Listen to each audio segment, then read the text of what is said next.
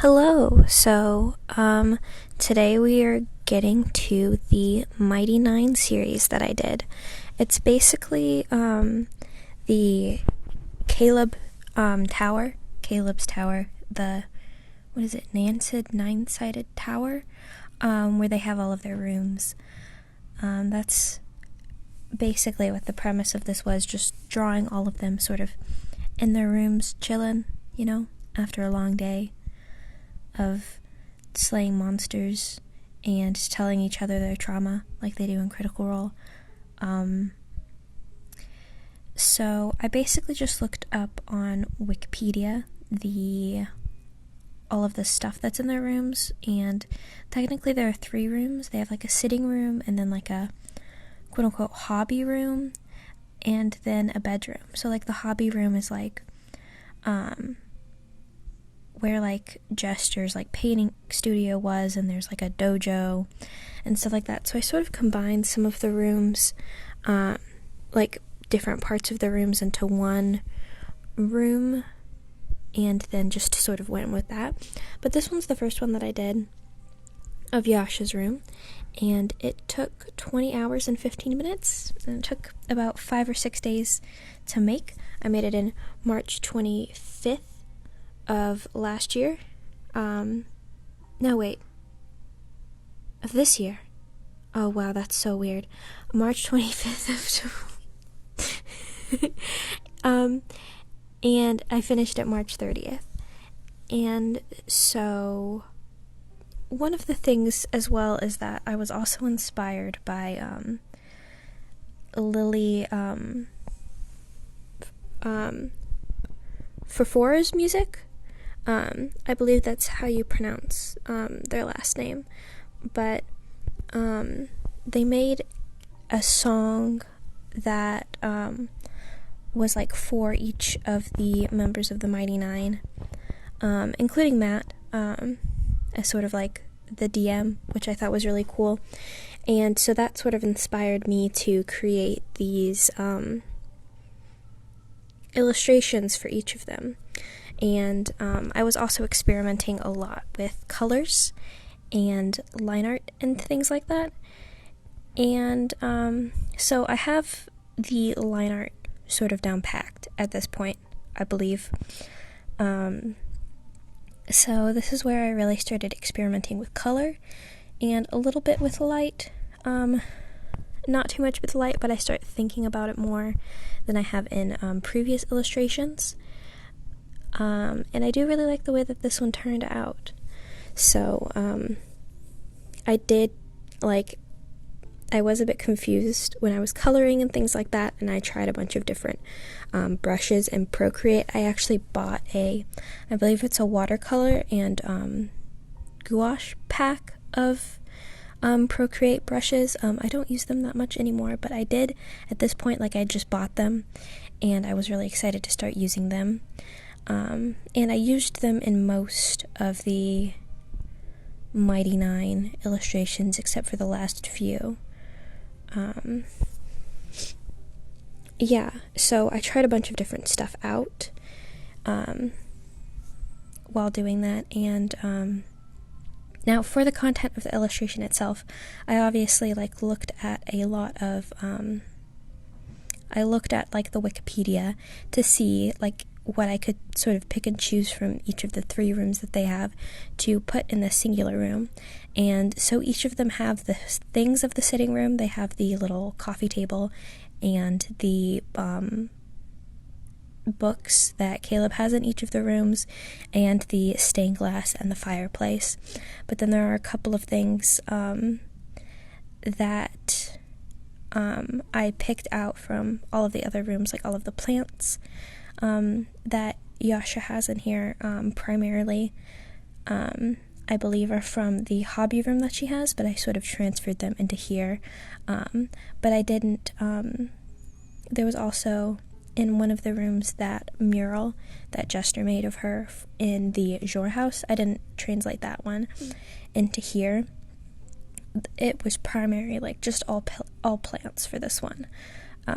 Which I really like. I really like drawing plants. They're very forgiving since they're organic, and especially like with some of the smaller ones, since they're so far away, you can basically just draw like little scribbles, and then people will read that as a plant, which is very nice. And it's something that I've done a lot in my illustrations, just make little scribbles, and then people will read those as plants or flowers, which is super cool. But I did a lot of research, or I guess I looked at a lot of things of houseplants, and the containers that people use for houseplants, like there's sort of like a lot of bottles, like on the fireplace mantle and on the table, and also the like sort of driftwood and the jars, as well as the almost like dodecahedron hanging plants that I have there. I thought were very fun, since, you know, it's D&D, they roll dice. And then with the stained glass, I just looked up the emblem for the Stormlord, and then I looked up sort of the like sort of line style of stained glass. It's not super accurate to stained glass, but that sort of blocky style, and then I made the thunderstorm in the background, which was pretty simple, but I think it turned out really nice. And for the carpet that you just saw a little bit ago, basically I just used the symmetry tool to make just a random pattern, and then I used the transform tool to make it flat on the perspective grid that I had made for the room. And you can see even in the sketch, I'm like laying down the shadow and light, which is something that I really didn't do before. I just sort of like figured out the lighting, like I was like, we'll get to it when we get to it, and I feel like laying out that plan early on really helped me in this one. And yeah, here you can see me going into more detail. I believe with this one I did a few rounds of a sketch layer, just to really like clarify all of the things that were in here, just to make sure that they're accurate, sort of like with like Skin Gorger and the Magician's Judge, just to make sure that those looked accurate, as well as like what she's wearing, and like to make sure the plants looked regular and like sort of like they belonged like in the perspective. And then here's me trying this sort of hyper-realistic rendering style, not necessarily hyper-realistic, but sort of like that, like hyper-blended style, which I still don't quite get, but, you know, I'm a bit better at it, and I think I've sort of, now currently have gotten to the balance of the blended style and the sort of blocky cartoon style. But right here I was still really struggling with it, and eventually I sort of abandon the blending style, and then I go all in with the watercolor brushes, and I basically just sort of lay down, like how you would with watercolor, lay down a bunch of tints of purple and sort of build up the shading that way, and then almost go in with like a wash of each of the colors and then color it that way. So I almost do like the shading with the light and the dark first. And you can see here, like, I completely abandon that and go to something that's a lot more purple. And I just sort of wing it, which, you know, is okay, but I feel like I've definitely come up with more of a plan for my artwork at this point. And here's me doing the line art. At this point, I believe I'm still using the studio pen that I added a grain to, but I might be using the Jasensky ink line art brush at this point. I think I bounced back and forth between those before I decided on the Jasensky ink brush. And here I'm just like really going into the detail, and you can see where I'm it's sort of like a dark bluish purple that I'm using for the line art, and then like I really like went into these sort of cracks and like rounded out the corners, and made sure that, like, see right here, like I made sort of those darkest parts of the shadow. I went in with the line art and filled those in with that darkest color, and that's something that I still do to this day, but sometimes, I get a bit too crazy with it. As you can see with some of the shading that I do on Yasha and the table, I think I went a bit too crazy right there. But, there are some drawings that I've seen that like primarily use that for shading, just those sort of blocks of super dark color, the same color as the line art, and they look absolutely gorgeous. So, if that's something that you want to try and you'd like that sort of flatter illustration style, then I would definitely recommend starting to do that, and maybe doing that on like a separate layer, so like have your line art and then do that sort of dark rounded corners and shading on a separate layer. So then if you're still sort of confused and like have to erase and do it over, then you will be able to without fucking up your line art. Yeah. So, I do think, though, that with a couple of the things in this drawing, I sort of lose a bit of the, life to it, from, like, the sketch to the final piece, specifically with the fire. You can see, the fire in this point is very alive and dynamic, but I didn't quite know how to translate that to a fully illustrated color fire. And you can see my struggle with that throughout, like, all of the with all of the Mighty Nien illustrations that I've done. And I still don't know really how to draw fire. That's still something that I'm not super good at. But, hopefully with practice I'll get a bit better. I drew a couple of candles. An illustration that I drew a little bit ago had candles, and I think those turned out okay. So, yeah. And you can see here, I'm sort of like switching the sketch layer on and off to sort of make sure that the line art will look okay without the sketch layer. I know that happens a lot with me and with other artists, that like you're drawing the line art and you're like, oh, that looks so good, and then you take off the sketch layer and it doesn't look as good. I just sort of toggle the sketch layer on and off a lot, particularly in this piece, to see if it looks okay without the line art. Or I set the line art to like a very, very low opacity so I can just barely see it. So I can still, work off of it, but you can't really see it in the final product, and then I'll, switch it off when I'm done. And yeah.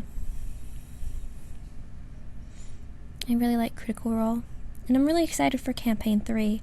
Currently, it's, October 9th today? So, Campaign 3 hasn't premiered yet, but the opening theme for Vox Machina, the show just dropped yesterday, and that was incredible. And I love it, and I'm very excited for it. I do want to start, because I've only seen bits and pieces of Campaign 1, and then obviously, like, since I've been a part of the sort of Critical Role, like, fan community, I have seen, like, some spoilers for things that happen in Campaign 1, but I still really want to watch it, but I just haven't had the, I guess, energy or time to, because it takes, a lot to get into Critical Role, which is definitely why I see why a lot of people haven't, which is why I'm really excited for the TV show to have, a bunch of people sort of see them and get into Critical Role. Yeah. And so you can see with the line art here, I am, you know, really happy how it turned out. And then here's where I'm struggling with the fire, because obviously I can't put like dark line art on the fire because that would look weird because it's fire, but then I like didn't know how to articulate the fire itself, and so I was just struggling with that a little bit. So it looks kind of out of place compared to everything else. And then you can see here is where I'm doing that tinting thing that I was talking about, where I use the purple watercolor and shadows to tint everything. And here's where I really focus on like the lighting, and I think that really paid off for this illustration. And you know, you can see where I'm starting to put the lighting back into everything. And with all of the pieces, I also make the stained glass like give off a little glow, which I think adds to it. And then here is where I'm just sort of almost tinting the leaves with like different shades of green depending on what they are. Some of them are more blue and some of them are more of a yellow green. And then I just sort of do that with everything else. Which, you know, isn't super exciting, but with like the watercolor brushes, most of them are transparent, so you like go over it a lot, like with like one layer, and then you put another layer where you want more of a shadow to be, and so I just did that over and over with everything until I sort of got the results that I wanted. And, you know, you sort of can't see that much of it, or that much of those results this far away. But I think for the overall drawing and, like, ambiance of the drawing, it really paid off.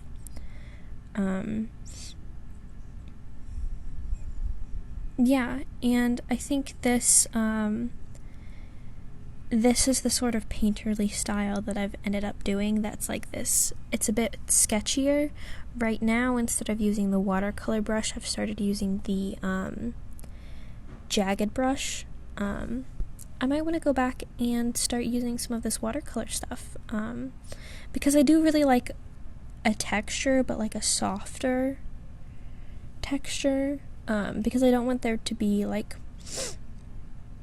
with some of the like pencil and like chalk brushes, you know, there's obviously like holes of white or like complete like uncolored places in them, you know, which is the point of the brush because it's like chalk and stuff,